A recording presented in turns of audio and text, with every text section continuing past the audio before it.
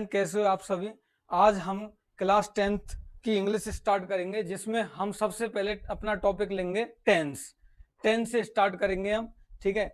तो हम स्टार्ट करते हैं टेंस से। टेंस वर्ब का वह रूप है, टेंस वर्ब का वह रूप है जो वर्ब द्वारा व्यक्त कार्य अथवा अवस्था के समय का बोध कराता है। क्या कराता है? जो वर्ब द्वारा व्यक्त कार्य अथवा अवस्था के समय का बोध कराता है, ठीक है।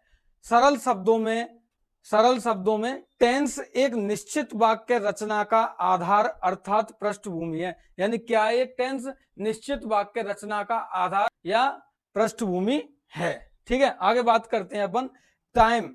टाइम के बारे में हम बात करेंगे। टाइम एक सार्वभौमिक एवं सार्वकालिक भौतिक राशि है। यानी टाइम क्या है? एक सार्वभौमिक सत्य है या यूनिवर्सल ट्रुथ है। आगे बात करते हैं अपन, यह हमारे जीवन का अभिन्न अंग है। टाइम क्या है बच्चों? हमारे जीवन का एक अभिन्न अंग है। दोबारा बोलते हैं हम, टाइम क्या है? हमारे जीवन का एक अभिन्न अंग है।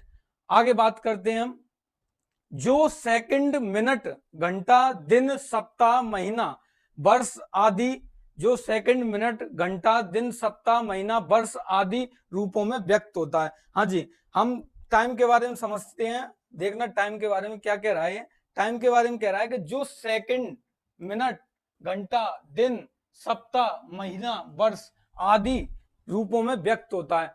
क्या व्यक्त होता है? आपका टाइम व्यक्त होता है। किन किन चीजों में व्यक्त होता है आपका टाइम? सेकंड, मिनट, घंटा, दिन, सप्ताह, महीना, वर्ष आदि में, ठीक है। आगे बात करते हैं अपन, यह किन्हीं नियमों में बंधता नहीं है। जैसे कि टाइम की हम बात करें तो टाइम किसी भी नियम में बंधता नहीं है। टाइम क्या है कि किसी भी नियम में बंध नहीं सकता। कहते हैं ना कि टाइम को हम रोक नहीं सकते, टाइम पे किसी का बस नहीं होता, समय पे किसी का बस नहीं होता।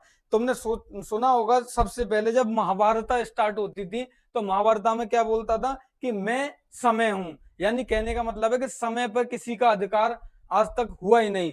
तो समय को कोई किसी भी नियम में बांध नहीं सकता। आगे बात करें अपन, अनंत काल से एक एक पल निरंतर भागता रहने वाला, अनंत काल से एक एक पल निरंतर भागता रहने वाला समय अगस्त्य और अगोचर है। कैसा है? अगस्त्य और अगोचर है। अगस्त्य और अगोचर का मतलब होता है बच्चों कि हम टाइम को कभी बांध नहीं सकते। टाइम को क्या नहीं कर सकते? हम कभी भी बांध नहीं सकते। आगे की बात करें हम, प्राय देखा जाता है कि विद्यार्थी टेंस और टाइम को एक ही अर्थ में ग्रहण करते हैं। बच्चे क्या समझते हैं कि टेंस एक होता है और टाइम और टेंस दोनों एक ही चीज होती हैं। बच्चे क्या समझते हैं कि टाइम और टेंस क्या होते हैं? एक ही चीज होते हैं। लेकिन यह हमारी गलत फहमी है। टाइम अलग होता है और टेंस क्या अलग चीज होती है। टेंस के अंदर आती है आपकी प्रोसेस। यानी कि मैंने बोला, जैसे कि मैंने बोला, आपके लिए समझाता हूं, देखना कि जैसे मैंने बोला आपका प्रेजेंट इंडेफिनिट, मैंने बोला आपसे प्रेजेंट इंडेफिनिट, तो इसमें प्रेजेंट तो हो गया आपका टाइम। प्रेजेंट क्या हो गया आपका? टाइम। हाँ जी, समझ में आ रही है बात? देखना दोबारा कि मैंने बोला प्रेजेंट इंडेफिनिट, जिसमें प्रेजेंट तो हो गया आपका टाइम, और दूसरी चीज है आपका इंडेफिनिट। इंडेफिनिट का मतलब क्या होता है आपका? कि जिस चीज को हम निश्चित नहीं कर सकें। आई बात समझ में? जिस चीज को हम निश्चित नहीं कर सकते उसको हम इंडेफिनिट बोलते हैं। दूसरी चीज आगे समझना, हम बात करें, प्राय देखा जाता है कि विद्यार्थी टाइम और टेंस को एक ही अर्थ में ग्रहण करता है। विद्यार्थी क्या करता है बच्चों के? टाइम और टेंस को एक ही अर्थ में ग्रहण करता है। लेकिन ये सबकी गलत फहमी है बच्चों। टाइम अलग होता है और टेंस अलग होता है। मैं इस बात को आपके लिए समझाता हूं कि टाइम कैसे अलग होता है और टेंस कैसे अलग होता है। बात करते हैं अपन, इधर देखना। देखो, हम बात करते हैं आपसे कि टाइम और टेंस, हम टाइम और टेंस के बारे में बात करते हैं। देखो, टाइम होता है आपका, जैसे कि मैंने बोला आपका प्रेजेंट टाइम, मैंने बोला आपसे प्रेजेंट टाइम, ठीक है। मैंने बोला आपसे पास्ट टाइम, मैंने क्या बोला आपसे? Past time. नेक्स्ट मैंने बोला आपसे फ्यूचर टाइम, मैंने बोला आपसे फ्यूचर टाइम। ठीक है, ये तो हो गया आपका time, present time, past time and future time. ये तो हो गया आपका टाइम। क्या हो गया बच्चों? ये हो गया आपका time, present time, past time and future time. बात आई समझ में? ठीक है, ये present time, past time, future time. अब हम इन्हें टेंस क्यों नहीं बोल सकते? अब हम इन्हें टेंस क्यों नहीं बोल सकते? तो समझना मेरी बात, इनको टेंस क्यों नहीं बोला जा सकता? टेंस होता है आपका एक प्रोसेस। क्या होता है? प्रोसेस। जैसे कि मैंने बोला आपसे, आप प्रेजेंट इंडेफिनेट, मैंने बोला आपसे प्रेजेंट इंडेफिनेट। सेकंड चीज बोली आपसे मैंने पास्ट इंडेफिनेट। सेकंड चीज बोली आपसे मैंने पास्ट इंडेफिनेट। थर्ड बोली आपसे मैंने फ्यूचर इंडेफिनेट। Future indefinite. तो अब इनमें देखना कि different between time and tense, difference between time and tense, के टाइम और टेंस में डिफरेंस क्या होता है। मैंने बोला आपसे कि भाई प्रेजेंट टाइम होता है, पास्ट टाइम होता है, फ्यूचर टाइम होता है। प्रेजेंट टाइम का मतलब होता है कि अभी हाल ही में वर्तमान में घटित चीजों को क्या बोलते हैं? Present time. पुराने अतीत में घटित चीजों को क्या बोलते हैं? Past time. और आगे जो होने वाली चीजें होती हैं उनको क्या बोलते हैं अपन? Future time. बात आ रही है समझ में? आगे बात करते हैं। देखो ये तो अपना टाइम हो गया। अब टेंस क्या होता है? मैंने बोला आपसे कि प्रेजेंट इंडेफिनिट। इंडेफिनिट का मतलब होता है कोई भी ऐसी प्रोसेस, कोई भी ऐसी प्रोसेस जो कि निश्चित ना हो, जो कि निश्चित ना हो, इसलिए उसको क्या बोलते हैं? इंडेफिनिट बोलते हैं। जैसे कि मैंने बोला राम पढ़ता है, जैसे कि मैंने बोला राम पढ़ता है। तो देखो छोटी क्लासों में सिखाया जाता है ताए, तीए, ते, ये शब्द आते हैं, तो आपका कौन सा टेंस बनता है? Present indefinite. अब मैं इसे बताता हूं आपके लिए कि ये प्रेजेंट इंडेफिनिट क्यों है। प्रेजेंट इंडेफिनिट क्यों है? देखो राम पढ़ता है, मैं बोलता हूं राम पढ़ रहा है, तो पढ़ रहा है का मतलब क्या होगा? अगर राम पढ़ रहा है, ऑन गोइंग प्रोसेस, यानी कि उसकी पढ़ाई अभी भी कंटिन्यू है, अभी भी जारी है।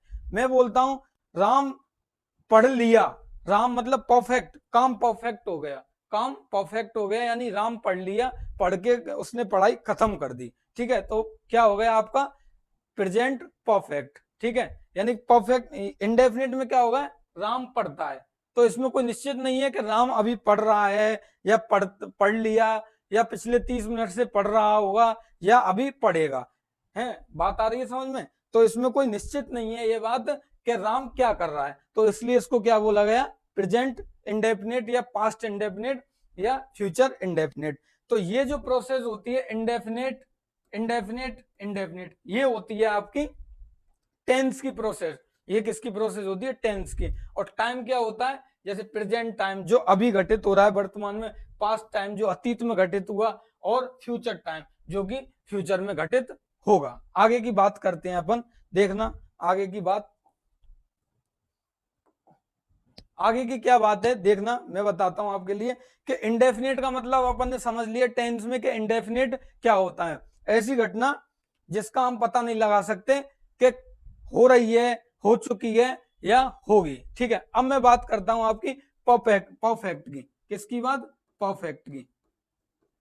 अब किसी भी टेंस के पीछे परफेक्ट क्यों लगाया जाता है? किसी भी टेंस के पीछे परफेक्ट क्यों लगाया जाता है? क्योंकि सॉरी, किसी भी टाइम के पीछे, सॉरी गलती हो गई मुझसे, किसी भी टाइम के पीछे परफेक्ट क्यों लगाया जाता है? किसी भी टाइम के पीछे परफेक्ट इसलिए लगाया जाता है क्योंकि प्रेजेंट टाइम में कोई भी काम परफेक्ट हो रहा है। प्रेजेंट टाइम में कोई भी काम परफेक्ट हो रहा है, यानी काम खत्म हो गया। जैसे कि मैंने बोला राम पढ़ राम पढ़ चुका है, राम पढ़ चुका है, कहने का मतलब है राम पढ़ चुका है, यानी राम ने अपने पढ़ाई खत्म कर ली, परफेक्ट हो गया। और मैं बोलूं राम पढ़ चुका है, तो कब की है? प्रेजेंट में की है। कब की है? प्रेजेंट में की है। कब की है बच्चों? प्रेजेंट में की है। तो राम कब कब पढ़ के फ्री हुआ है? प्रेजेंट टाइम में तो हुआ। अब मैं बोलूं राम पढ़ चुका था, राम पढ़ चुका था। अब मुझे ये बताओ कि इसमें कौन सा टेंस होगा? इसमें परफेक्ट टेंस ही होगा, बट टाइम कौन सा होगा? इसमें टाइम होगा, इसमें पास्ट टाइम, क्योंकि राम पढ़ चुका था। राम राम कब पढ़ के चुका था? पास्ट में पढ़ के चुका था। ठीक है, अब मैं बोलूं इसमें कि राम पढ़ के चुका होगा, राम पढ़ के चुका होगा।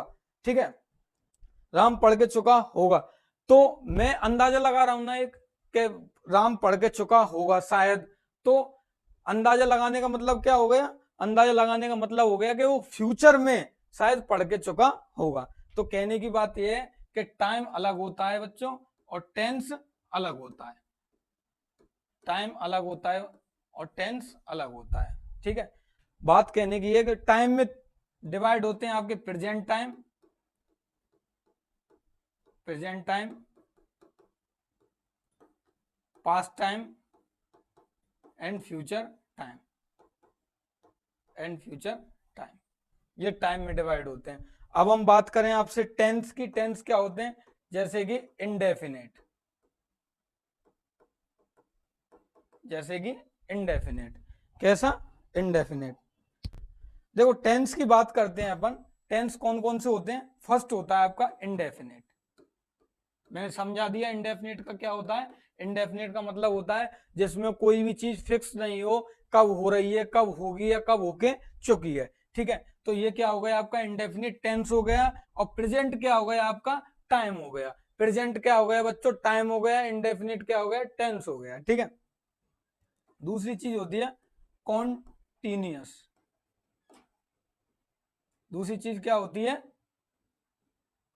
कॉन्टिन्यूअस।